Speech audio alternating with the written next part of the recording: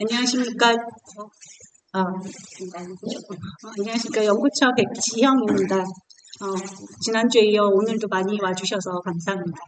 앞에 연구지원팀 팀장님께서 소개해 주셨듯이 오늘 세미나는 AI를 활용한 연구제안서 작성 워크숍, 예전에 5월 23일에 있었던 이 워크숍의 내용을 요약해서 설명드리는 자리입니다.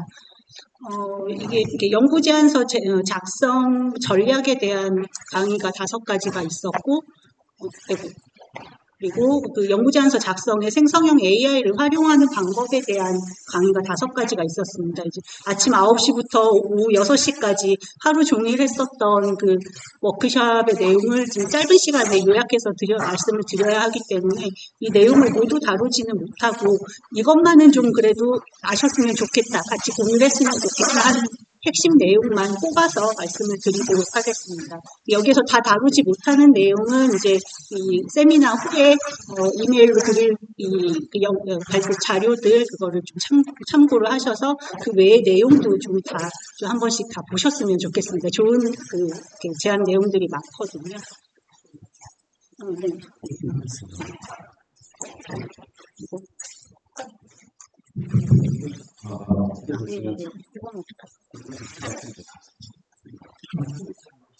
네. 네.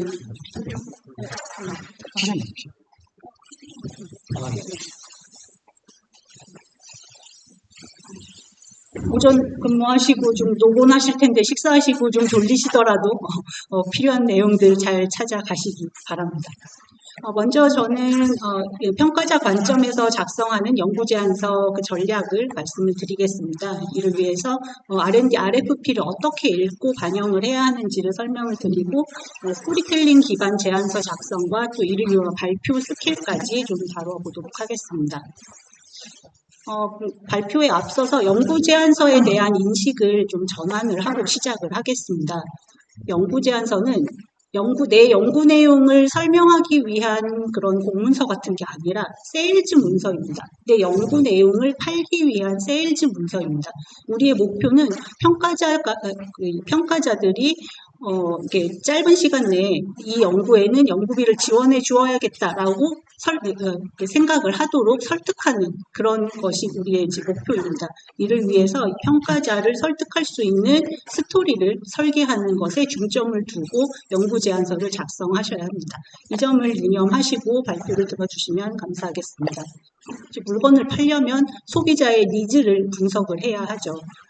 과기정통부, 보건복지부와 같이 연구기금을 제공하는 부처들이 있고 이 기금을 받아서 각 연구자에게 배분하기 위해서 연구과제를 기획을 하고 연구제안서를 이제 받아서 평가하는 한국연구재단, 한국보건산업진흥원과 같은 이런 전문기관들이 있습니다. 이 전문기관들은 연구기금 제공자의 의도를 파악해서 이들의 의도를 담은 연구제안 요청서, RFP죠. 이거를 제시를 하게 되고 각 연구자들은 이를 보고 연구 제안서를 제출을 하게 됩니다. 이들이 우리의 소비자이고 이들의 니즈를 담은 문서가 RFP입니다. 그렇다면 이 RFP를 잘 반영을 해서 연구 제안서를 작성을 해야겠죠. 그래서 이 R&D RFP를 어떻게 접근해야 하는지를 연구재단의 예를 들어서 설명을 해드리도록 하겠습니다. 이 부분은 한국연구재단의 신약단의 오두령 단장님께서 설명을 해주셨습니다. 한국연구재단에서 그 연구과제를 기획하는 주요 부서로 기초연구본부와 국가전략연구본부가 있습니다. 이 중에서 우리 병원이나 의대 쪽과 관련되어 있는 학문단은 이렇게 5개 정도 되고요. 각 학문단, 기술단들은 중점적으로 연구개발을 지원하는 이런 키워드들이 있습니다. 그래서 저번 의료기술 개발, RFP 나온 것들에 보면 RFP 번호에 이렇게 신약, 차세대 바이오, 이렇게 뇌첨단 의공학 이런 식으로 해서 이 학문단, 기술단의 이름이 RFP에 들어가 있습니다. 이거를 확인을 하셔서 각 학문단에서 중점적으로 지원하는 연구 분야가 어떤 것인지를 파악을 하고 시작을 하셔야 합니다. 국가전략연구본부 이쪽에서 이렇게 이제 지원하는 그 사업들 크게 기초연구사업과 국제연구사업으로 나눌 수 있는데요. 주로 이제 RFP가 나오는 부분은 국제연구사업이 되겠습니다. 기초연구사업은 개별 연구자들이 좀 비교적 자유롭게 자기의 연구 주제를 제안을 할 수 있고요. 기초연구사업이니까 당연히 이제 기초연구들을 보통 대상으로 합니다. 그에 반해서 국제연구사업은 기관에서 RFP를 제시를 하면 RFP를 제시를 하고 이를 구체화해서 연구를 수행할 연구자를 선발해서 연구비를 지급하는 식으로 이루어지게 됩니다. 그래서 기초연구사업 같은 경우에는 이제 TRL이라고 해서 기술 준비 단계라고 TRL을 이제 레벨을 부여를 하는데요. TRL에서 주로 2, 3단계 기초 연구 단계 쪽에 그 연구들의 연구비를 지원을 하게 되고 성과는 보통 이제 논문 정도 이제 요구를 하게 됩니다. 그러나 국제연구사업 RFP가 나오는 과제들은 주로 3에서 5단계, 6단계 정도까지 좀 가는데요. 이제 보면은 이게 응용 기초 단계의 과제들에게 이제 연구비를 지원하게 됩니다. 그래서 이거는 요구하는 성과가 특허나 기술 이전 등의 그런 성과를 요구를 하기 때문에 국제연구사업 분야의 과제를 지원하신다고 하면 특허나 기술 이전 같은 이런 성과가 창출이 가능한 과제인지를 먼저 생각을 좀 해주셔야 합니다.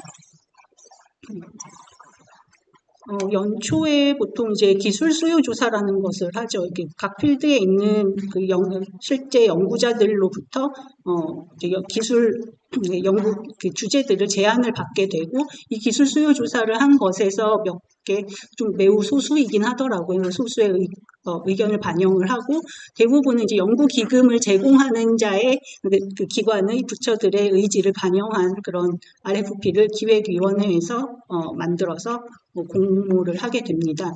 그래서 이 RFP를 보시면 종류가 있는데요. 지정 공모, 품목 공모, 분야 공모 등이 있습니다. RFP 위에 보시면 공모 유형 이렇게 써 있습니다. 이거 확인을 하셔야 되고요. 지정 공모형 같은 경우에는 그냥 연구 목표뿐만 아니라 연구 개발 내용에서 세부 실험 방법, 또 사용해야 하는 기술 이런 것들을 지정해서 이것을 반드시 사용해라라고 하는 경우가 있습니다. 그래서 지정 공모형인 경우에는 그 세부 내용까지 확인을 반드시 해주시기 바랍니다. 그리고 RFP 유형 코드도 적혀 있는데요. 이제 사업 목적과 내용, 그리고 성과물 특성, 지원 대상이 일반 연구인지 아니면 사업단, 센터 이런 것인지 등을 이제 코드화해서 관리를 쉽게 해놓은 것인데요. 이 코드를 보시면 이제 사업 목적과 연구가 기초인지 응용인지 또 성과물도 어느 정도 수준의 성과물까지를 요구를 하는지 등을 분명하게 알 수가 있습니다. 그래서 이를 반드시 반영을 하셔서 이에 맞춰서 연구 제안서를 작성을 하셔야 합니다. 그래서 기초 연구이고 논문을 요구하는 물 좀 마셔도 될 것 같아요.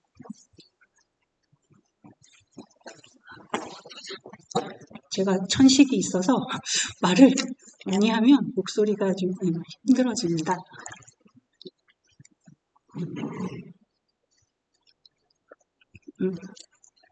감사합니다. 그래서 이 기초 연구에 논문을 요구하는 과제인데 거기에다가 실용화 계획을 잔뜩 이렇게 거창하게 넣어봤자 그게 크게 도움이 오히려 마이너스가 될 수도 있다는 겁니다. 그래서 이 RFP에서 요구하는 그 연구 방향과 성과물 특성을 반드시 확인을 하시기 바랍니다. RFP 그 부분이 지금 시간 관계상 많은 부분을 생략하고 지금 넘어가는데요. 그래도 이거는 좀 반드시 말씀을 드려야겠다 싶어서 가져온 것입니다. 한국보건산업진흥원 연구개발혁신본부장이신 김현철님께서 말씀해 주신 내용 중에 이게 있는데 RFP의 용어를 사용을 해달라는 것이 있습니다. RFP의 제목, 그것도 연구 목표, 연구 내용 등을 설명하면서 사용된 그 핵심 단어들이 있겠죠. 그 단어들을 연구 제안서에 그대로 사용하는 것이 좋다고 합니다. 이제 연구 제안서나 논문 작성하시다 보면은 같은 단어가 계속 반복해서 나오니까 좀 지루할까봐 이거를 이제 같은 의미를 가진 다른 단어로 바꿔서 이렇게 종종 작성들을 하시는 경우가 있는데 그러다가 자칫해서 연구 기획자의 의도를 벗어나는 잘못된 방향의 연구 제안서를 이렇게 제출하시는 경우가 많이 있다고 합니다. 그래서 가능하면 RFP에서 사용된 그 용어들을 그대로 사용해서 연구 제안서를 작성하시는 게 아무래도 이제 안전하고요. 또 그 연구 기획자의 의도를 정확하게 모르겠다 하면은 차라리 그곳에 그 연구 기획 부서가 있잖아요. 그 RFP마다 좀 그쪽에 전화를 해서 좀 물어봐 달라고 하십니다. 그러니까 자의적으로 해석해서 엉뚱한 연구 제안서 내지 말고 이제 그 부서에다가 그 연구 기획 그 부서에 연락을 해서 물어보시면 연구 기획 의도 정도는 이제 자세히 설명을 해주신다고 합니다. 그러니까 좀 물어보고 작성을 해라라는 그런 부탁의 말씀이 있으셨습니다. 그래서 이제 R&D RFP 접근법을 좀 알아봤는데요. RFP의 배경과 목적 그리고 유형을 파악을 해서 기획위원회가 원하는 기획위원들이 원하는 내용의 연구제안서를 작성하셔야 된다는 것, 그 RFP에 맞는 내용으로 쓰셔야 한다는 것을 기억해 주시기 바랍니다. 다음은 스토리텔링 기반 제안서 작성과 발표 스킬에 대해 말씀드리도록 하겠습니다. 제가 요약해서 말씀드리는 이 5개 강연의 그 연자분들께서 공통적으로 계속 그 강조를 하신 내용이 있습니다. 제발 알아들을 수 있게 좀 써달라. 그러니까 이게 참 슬픈 내용이죠. 우리가 이제 밤새워 열심히 제안서를 작성해서 등록을 했는데 거기에 대한 일반적인 평이 알아들을 수가 없다입니다. 그래서 이 연구 제안서 평가는 그 평가자들은 비전문가인 경우가 많습니다. 그래서 연구제안서는 비전문가가 짧은 시간 안에 이해할 수 있게 작성을 해야 합니다. 그래서 평가자들이 이제 그 분야 전문가일 거라고 생각하실 수가 있는데 그렇지가 않다고 합니다. 평가자들은 이 연구제안서 평가 시기에 시간이 된 분들입니다. 그래서 이게 일단 연구 제안서가 들어오면 그 분야에 맞는 그 전문가에게 일단은 이제 평가 의뢰가 가겠죠. 근데 그분들이 뭐 시간이 없을 수도 있고 한 분야의 연구 제안서가 몰릴 수도 있고 이러면은 이제 딱 그 분야 말고 주변에 관련 분야의 전문가들에게 평가자들에게 연구 제안서가 배당이 되는데 그분들은 여러분들이 쓰신 연구 제안서의 용어들조차 생소한 분들이 있습니다. 그분들이 짧은 시간 안에 이걸 이해를 하셔야 되거든요. 연구제안서의 그 초반 이미지, 첫인상 이런 게 결정이 되는 게 고작 3분 정도라고 합니다. 이제 사람들에 대한 첫인상 평가에 대한 평가하는 그 시간하고 비슷하죠. 그래서 죄송합니다. 오늘 목소리가 너무 힘드네요. 그래서 이 짧은 시간 안에 평가자들이 내용을 이해할 수 있게 하려면 일단 연구제안서는 리뷰 논문이 아닙니다. 그 교수님들 이제 리뷰 논문 쓰시듯이 그래프 하나하나 자세히 설명하면서 연구제안서를 쓰시는 분들이 있는데 그렇게 하시면 안 되고 핵심만 요약해서 작성을 해주셔야 합니다. 뉴스나 과학동화 같은 잡지를 보시면 일반인들도 최신 연구 기술 내용을 쉽게 이해할 수 있도록 작성을 해 놓았죠. 그런데 보면은 그 논문에 나온 그래프 하나하나 그림 하나하나를 상세히 설명하지 않으면서도 이 연구가 왜 중요한지 우리한테 어떻게 도움이 되는지 이게 중요한 이 기술이 이 과학 기술의 중요한 의미를 가진 이유가 무엇인지를 잘 전달을 하고 있습니다. 이 기술의 내 연구 내용의 이 제안서의 중요성을 전달을 하셔야 되지 세부 연구 내용 하나하나에 이렇게 집착해서 설명을 하시면 안 된다는 것입니다. 이런 그림을 보여주신 게 있었는데요. 평가자 관점에서는 결국 이해하는 범위 내에서 결정이 된다. 그래서 평가자가 이해하지 못한 내용은 심사 대상에 들어갈 수가 없습니다. 내가 원하는 내용, 이 사람들이 평가자들이 이해하고 평가를 해 주었으면 하는 좋은 점수를 받는데 도움이 됐으면 좋겠다 하는 부분이 있으면 그거를 평가자가 이해할 수 있는 말로 적어 주셔야 합니다. 앞에 보여드린 이 2가지가 이제 가장 중요한 계속 반복해서 나온 그 조언들이었는데요. 그 외에도 이제 우수한 연구 제안서를 작성하기 위한 그 조언들이 많이 있었습니다. 이 3번째 보시면 끝까지 읽고 싶은 최소한 고통스럽지 않은 제안서를 작성해달라. 이게 오랜 시간 많은 제안서들을 평가하신 분들의 고통이 묻어나는 이제 부탁의 말씀인데요. 이제 끝까지 읽고 싶은 제안서를 쓰려면 호기심을 유발할 수 있어야 됩니다. 이것을 해낼 수 있는 것이 바로 스토리텔링입니다. 연구 필요성, 또 그 현 기술의 문제점, 그리고 이거를 어떻게 내가 해결을 할 것인지, 그리고 이거를 다른 사람이 아니라 왜 내가 해야 하는지, 그리고 이 연구의 가치가 무엇인지, 뭐 다 이제 연구 제안서에 각 항목들이 있으니까 내용들을 넣으시기는 하지만 그냥 내용을 맞춰서 넣으시는 게 아니라 연구의 필요성부터 연구의 가치까지 처음부터 끝까지 하나의 이야기로 연결이 되도록 제안서를 작성을 하셔야 지루하지 않게 이 제안서를 읽으실 수가 있는 것입니다. 그래서 이런 글을 쓸 수 있는 이제 소소하다기보다는 그 세부 팁들이 이제 밑에 있는데요. 이제 소제목만 읽어도 중요 키워드와 논리 흐름을 알 수 있게 작성을 하시면 됩니다. 그리고 이 와중에 중요 키워드는 같은 키워드를 반복 사용하시면 됩니다. 뒤에 보시면 이제 서울대학교 최영진 교수님의 연구 제안서 일부인데요.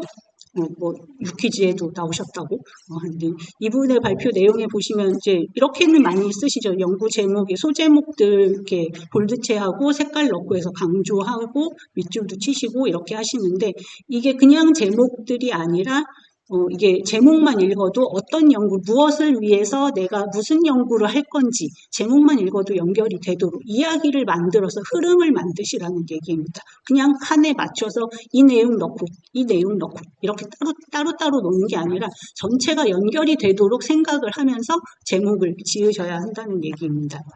하고 이제 중요한 키워드는 계속 반복 사용을 해서 이거 좀 너무 반복되는 거 아닌가 싶을 정도로 그냥 이 첫인상이 3분이라고 말씀드렸죠. 그 안에 핵심 내용이 머리에 각인이 되고 내용이 이해가 되어야 합니다. 그렇게 하려면 중요 키워드를 계속 반복 사용을 해서 이게 제일 중요한 내용이구나라는 것을 크게 노력하지 않아도 그냥 각인이 되게 그렇게 만들어 주시면 좋습니다.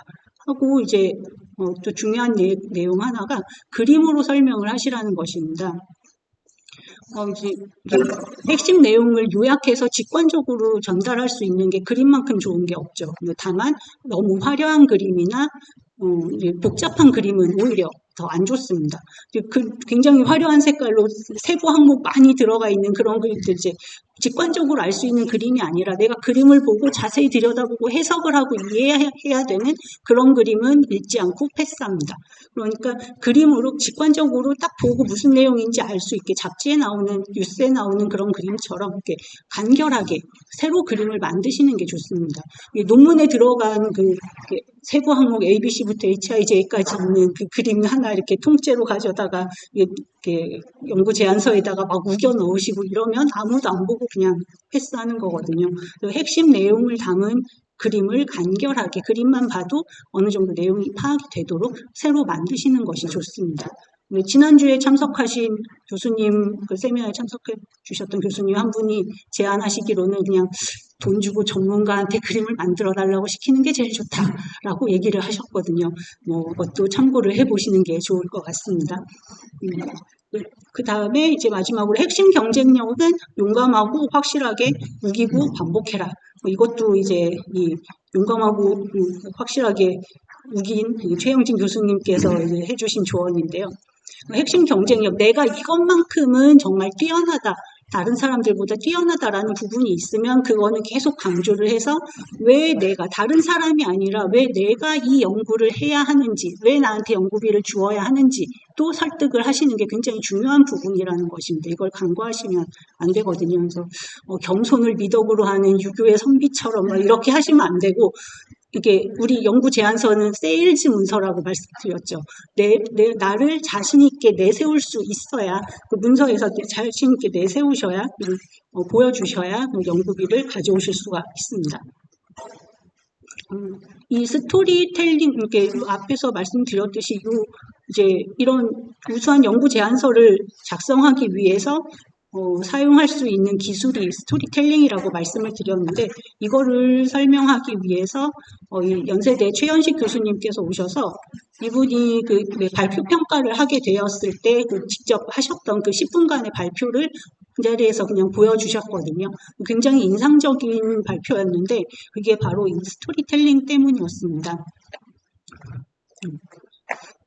이분이 하셨던 과제는 이제 바이오 의료기술 개발 사업에서 뇌과학 선도 융합 기술 개발 분야 그리고 이제 손상 유발 운동능 장애 극복을 위한 중추신경 인터페이스 개발 과제였습니다. PPT 구성은 크게 다를 게 없어요. 그래서 이제 자기 소개하고 발표 내용 어떻게 할 거다 개요 소개를 하고 사업 개요 설명을 하는데 처음 배경 및 필요성 부분에서는 이들이 자신들이 이제 RFP의 내용을 요구사항을 충실히 반영을 했다라는 걸 먼저 어필을 합니다. 그래서 목표가 RFP를 보니까 목표는 이것이고 중심 키워드들을 추출해 보니 손상 운동 복원, 중추신경 인터페이스, 기술 사업화 등등 이런 것들이 있는데 이거를 보니까 딱 생각이 나는 게 일론 머스크의 뉴럴링크가 생각이 났다라고 얘기를 합니다. 이미 이 뉴럴링크라는 거대 회사에서 기술 연구를 해서 사업화까지 간 그런 기술이라는 것이죠. 이거를 이제 RFP에서 요구를 하는데 그러면 이들의 이 거대 자본을 가지지 못한 우리가 후발주자로서 이 연구에 뛰어들어서 이들을 이길 수 있는 아니면 우리가 할 수 있는 일이 이 분야에서 할 수 있는 일이 무엇일까를 고민을 해봤다고 합니다. 그래서 이들의 생각이 자신들이 이제 생각한 게 일론 머스크의 뉴럴링크가 사고 싶어 할 기술을 개발을 하자라고 생각을 했다고 합니다. 그래서 기존 기술이 가지고 있는 이제 분야, 무엇을 대상으로 하는지, 치료 대상, 기존 치료는 어떤 식으로 이루어지고 있었고, 이들의 기술이 무엇인지를 설명을 하고 그들과 대별되어서 발표자들이 가지고 있는 기술을 이렇게 간단한 그림과 함께 핵심만 이렇게 먼저 설명을 해줍니다. 이렇게 하고 이제 뒤에 이제 내용들은 이렇게 일반적인 그런 순서를 따릅니다. 그 세부 내용 그리고 그 연구자들 소개하면서 대통령 표창, 사이언스 네이처 이런 좋은 성과들이 있는 사람들이고 그래서 단계별 연구 내용이 어떻게 된다 이런 내용들을 설명을 쭉 해줍니다. 그래서 이제 창의성 및 극창성 부분을 설명을 할 때는 이 기술이 세계 최초이고 세계 선두 기술이고 기존 기술과는 차별되는 굉장히 획기적인 기술이다라는 것들을 자신 있게 얘기를 해줍니다. 이걸 얘기를 할 때는 우리가 세계 최고의 기술을 가지고 있다라는 것을 자신 있게 얘기해서 듣는 사람들로 하여금 그래 너네가 좋은 기술을 갖고 있구나라고 자연스럽게 받아들일 수 있게 하는 그런 뻔뻔한 자세 그런 것들이 매우 중요합니다. 그래서 그렇게 발표를 하고 그래서 이런 기술로 이제 경제적, 기술적, 사회적으로 이런 식으로 기여를 해서 우리가 뉴럴링크가 사고 싶어 할 만한 기술을 우리나라가 보유하게 될 것이다 라고 얘기를 하면서 마칩니다. 이제 PPT는 아까도 말씀드렸듯이 크게 별로 다른 게 없습니다. 하지만 이제 맨 처음 하고 끝에 뉴럴링크 얘기를 끌어들여서 이야기를 만들어내는 것 그거 외에는 별로 다를 게 없는데요. 근데 이 10분의 발표 동안에 보통은 이제 연구 내용들을 중요 연구 내용들을 많은 걸 설명을 하려다 보니까 다다다다다다 이렇게 얘기를 하게 되는데 이분은 오히려 여유 있게 처음에 다른 사람들도 이제 이렇게 전문가가 아니어도 알만한 일론 머스크, 뉴럴링크는 모르시더라도 일론 머스크는 아닐까. 그래서 이런 이야기를 끌어들여서 내가 아는 이야기네 라고 약간의 공감을 이끌어냅니다. 심사위원들을 좀 편안하게 해주려는 기술인 것인데요. 심사위원들도 말씀드렸지만 비전문가들입니다. 때문에 내가 잘 모르는 분야를 10분 발표를 듣고 평가를 해서 큰 돈을 누구에게 줄 건지를 결정을 해야 돼요. 그래서 굉장히 긴장하고 있는 상태인데 그분들이 좀 아는 이야기를 꺼내서 내가 좀 아는 분야 얘기인가? 이렇게 생각하도록 공감을 이끌어내는 그런 작업을 좀 먼저 해줍니다. 그리고 반전을 주어서 기존에 알려져 있는 기술은 이런 것들인데 우리가 가지고 있는 기술의 차별점은 이런 것이다 라는 것을 이제 설명을 해주죠. 이걸 하면서 이렇게 자연스럽게 그 뉴럴링크와 비교를 함으로 인해서 우리가 가지고 있는 기술도 세계적인 기술이다라는 이미지를 주는 거죠. 물론 이분들이 가지고 있는 기술이 훌륭한 것도 있습니다. 대통령 표창도 받고 한 기술이니까요. 근데 그런 기술이기는 하지만 이거를 이제 이렇게 이야기를 만들어서 뉴럴링크와 비교해서 설명을 하면서 우리가 가지고 있는 기술이 매우 훌륭한 획기적인 창의적인 기술이다라는 이미지를 주입을 시키는 거죠. 이런 기본 작업들, 기초 작업들 이런 것들을 이제 사용을 했다고 보시면 되겠습니다. 그래서 앞에 다른 분 말씀하셨던 핵심 경쟁력은 용감하게 확실하게 우기고 반복해라라는 것들 충실히 하셔서 이분들이 기존에 가지고 있는 기술들 그리고 앞으로 개발할 기술들 이거를 앞부분에 언급을 했었던 이 연구를 해야 하는 이유, 해결되지 못한 부분 문제점들 이런 것들을 반복 얘기를 하시면서 이제 강조를 해주시고요. 추가로 알려주신 팁들이 있는데 이거는 이제 평가지입니다.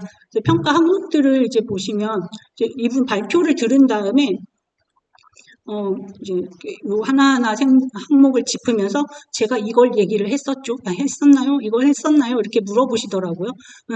항목을 들을 때마다 이분이 어느 파트에서 이 내용을 언급했는지가 자연스럽게 떠올랐어요. 당연한 것이 이 평가 항목을 그대로 반영해서 그 순서대로 이 항목대로 PPT를 준비를 했다고 하십니다. 좀 당연한 건데 이걸 잘 안 하게 되는 게 있는 것 같아요. 그리고 배점도 옆에 써 있습니다. 그러니까 RFP에 보면 이런 게 다 표가 제시가 되어 있거든요. 그래서 이 배점도 보시면 이게 뒤에 성과 활용 같은 거 우리 유교 그 선비님들께서는 내가 뛰어나지 않아 내게 돈이 되겠어 이러면서 이제 성과 활용 경제적 활용 이런 거 부분은 적당히 쓰고 이제 넘어가시는데 요 배점이 적지 않습니다. 그래서 이게 이렇게 연구 사업마다 이런 평가 배점 같은 거 좀 달라질 수가 있어요. 그래서 그걸 보시고 그 배점대로 분량도 배정을 하시면 됩니다. 그래서 이거 중요한 부분들이 어디인지 파악을 하고 그에 맞춰서 작성을 하셔야 하고요. 이거는 소소한 팁인데요. 제안서 페이지를 넣어주라고 하십니다. 앞에 보셨는지 모르겠는데 이렇게 보시면은 PPT 위에 제안서 페이지가 써 있습니다. 이게 사업단 이런 것들은 이제 연구 제안서 분량이 꽤 되죠. 그래서 그거를 10분 안에 발표 자료에 다 넣을 수가 없으니까 발표 자료 위에다 제안서 해당하는 페이지를 넣어서 이제 평가위원들이 궁금하면 이 페이지로 찾아가서 바로 내용을 볼 수 있게 이렇게 배려를 해 두었습니다. 이런 사소한 것들을 모두 포함을 해서 이 최현식 연장님 교수님께서 이제 가져오신 말이 있는데 사람들은 당신이 말하고 행동한 것은 기억하지 못한다. 다만 당신이 준 그 느낌은 기억을 한다. 라고 이런 말을 가져오셨습니다. 지금 이 워크숍을 듣고 온 지 꽤 오래돼서 이분의 연구 내용, 세세한 그 연구 개발 내용은 제가 다 기억하지는 못하거든요. 그런데 이분이 발표했을 때 그 발표장 분위기, 당시의 분위기, 이분이 정말 참 똘똘한 청년이구나 했었던 그런 거. 이분한테 연구비를 주면 적어도 200% 성과를 돌려주겠구나라는 이분한테 연구비를 줄어도 되겠다라고 판단을 하도록 만든 그 분위기는 기억을 합니다.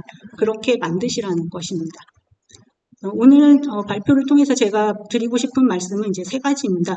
연구 제안서는 세일즈 문서다라는 것. 평가자에게 각인될 수 있는 설득력 있는 스토리를 꼭 만드시라는 것이고요. 그리고 제발 좀 알아들을 수 있게 써달라는 것입니다. 뉴스나 과학 잡지 같은 거 정도 수준으로 생각을 하시고 비전문가가 짧은 시간 안에 이해할 수 있게 쉬운 용어로 이제 전문가만 알아들을 수 있는 그 분야 사람들만 알아들을 수 있는 용어 같은 거 쓰지 마시고 좀 풀어서 설명을 해주시는 게 좋을 것 같고요. 또 연구계획서는 리뷰 논문이 아닙니다. 연구 내용 세세한 연구 내용 하나하나에 집착하지 마시고 핵심만 전달을 하시기 바랍니다. 이 연구의 가치를 전달하는 데 집중하시면 좋을 것 같습니다. 그리고 끝까지 읽고 싶은 최소한 고통스럽지 않은 계획서를 작성하기 위해서 스토리텔링을 연습을 하시길 바랍니다. 들어주셔서 감사합니다.